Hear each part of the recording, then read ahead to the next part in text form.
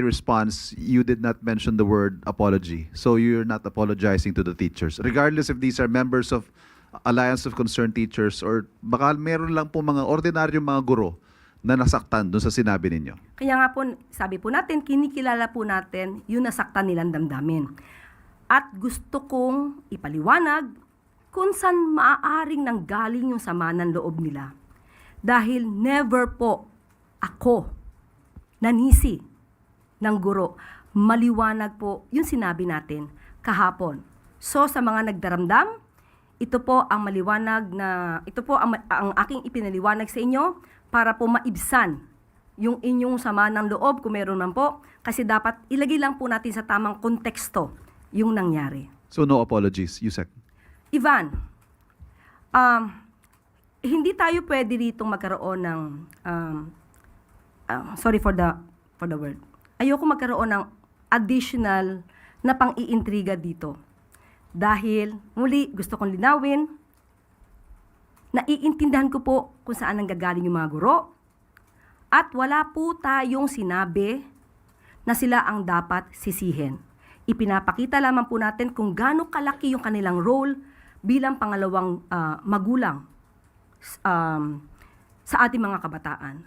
So ngayon, ipinakita ko kung bakit yun yung nasabi natin dahil totoo naman na mayroong mga guro na hindi nagsilbing maganda or modelo sa ating mga kabataan. Kaya hinihimo ko po ang ating mga kagalang-galang na guro na magtulong-tulungan po tayo kung meron din po kayo nakikita mga ganitong klase mga nangyayari sa kapwa nyo guro.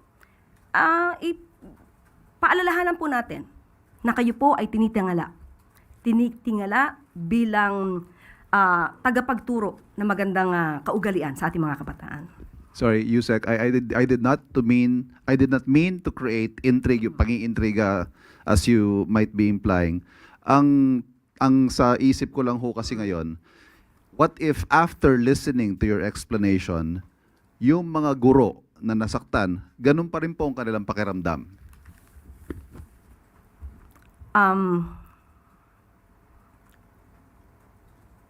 Iniisip ko, saan ba dapat nasabihin kong mali ako?